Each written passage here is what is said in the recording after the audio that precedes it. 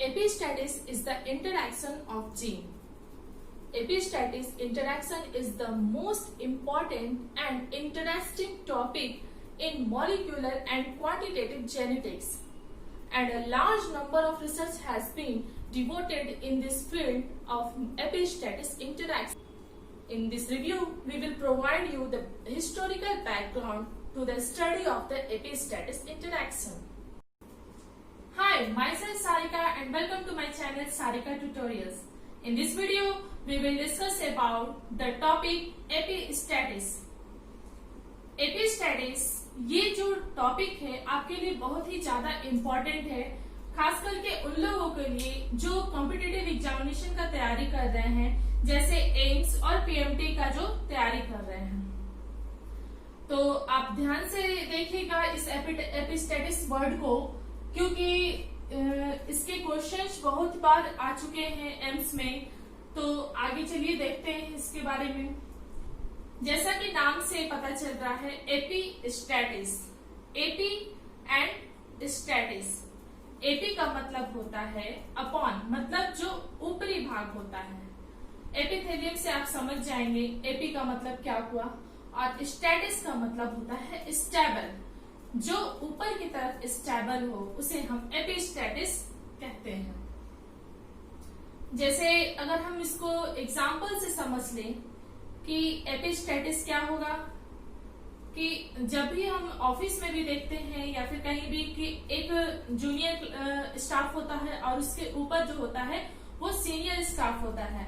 तो senior staff जो हमेशा प्रेशर बनाता है जूनियर स्टाफ पर, तो ठीक इसी तरह का कुछ फेनोमेना एपिस्टैटिस में भी होता है कि इसमें जो दो जीन होते हैं, ऊपर वाले जीन नीचे वाले जीन पर, एलिल्स पर प्रेशर बनाते हैं या सप्रेस करते हैं या मास्क करते हैं, उसे हम एपिस्टैटिस कहते हैं।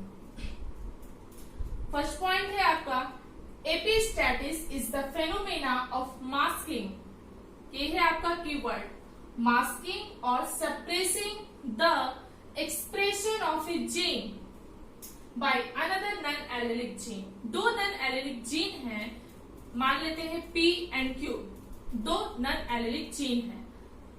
P अगर बड़ा है और Q छोटा है, मतलब P Q के ऊपर है और Q नीचे है, तो उसके P जो है Q पर सप्रेस कर रहा है, उसको मास्किंग कर रहा है, मतलब उसके एक्सप्रेशन को, उस जीन के एक्सप्रेशन को वो सप्रेस कर रहा है।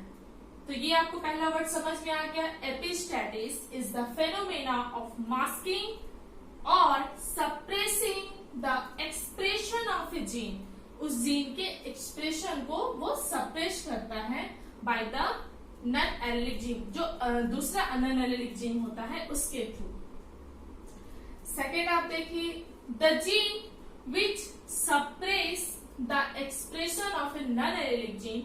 कौन सा जीन जो कि सप्रेस करता है किसको, the expression of other non allelic gene.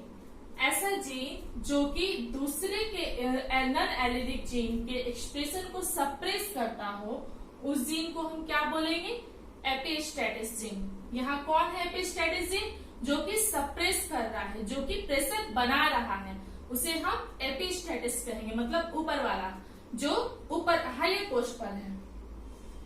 The gene or locus which suppressed by the presence of non-allelic gene।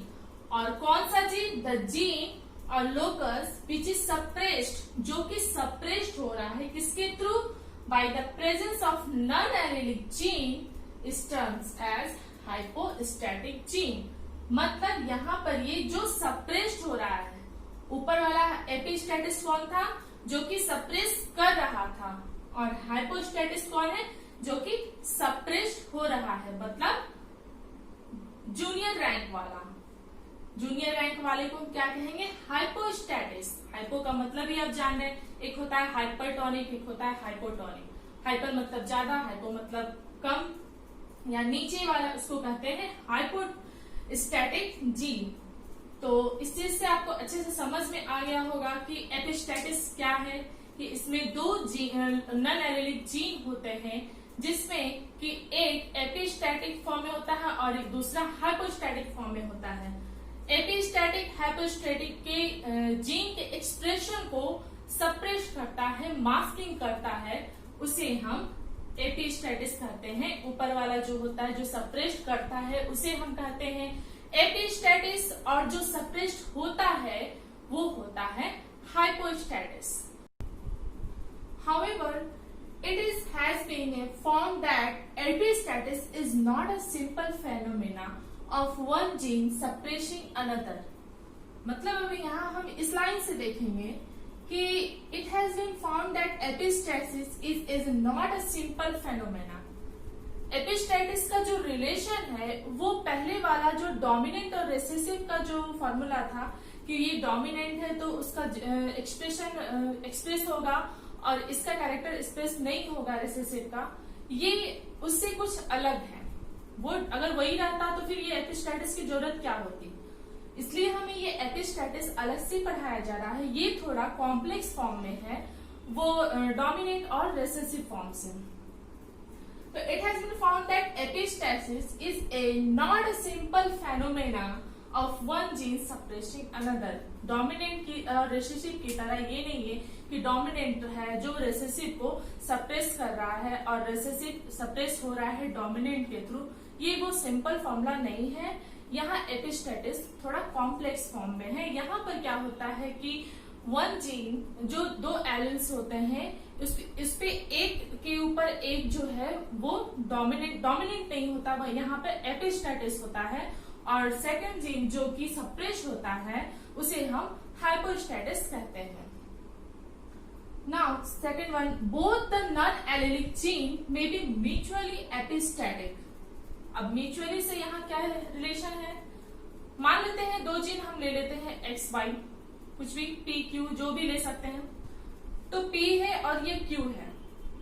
तो म्यूचुअली से यहाँ क्या मतलब है कि ये दोनों एक दूसरे के लिए डोमिनेंट फॉर्म में है। अगर इसका अगर हमें कोई काम पसंद नहीं आ रहा है तो ये इसे रोक देगा, इसका काम नहीं पसंद आ रहा है तो ये इसे रोक देगा। मतलब P और Q दोनों म्यूचुअली एक दूसरे पर डोमिनेंट है और उसको एक दूसरे को करने से रोक रहे हैं। तो यहाँ यही मतलब हुआ कि both the non allelic gene may be mutually epistatic to each other. अब ये लास्ट वन है, epistasis is one of three types. Sorry, epistasis is of three types, मतलब एपिस्टैटिस तीन तरह के हैं। पहला है आपका डोमिनेंट, दूसरा रेसेसिव और तीसरा है डोमिनेंट रेसेसिव। तो हमें खास करके यहाँ पर डोमिनेंट और रेसेसिव को पढ़ना है।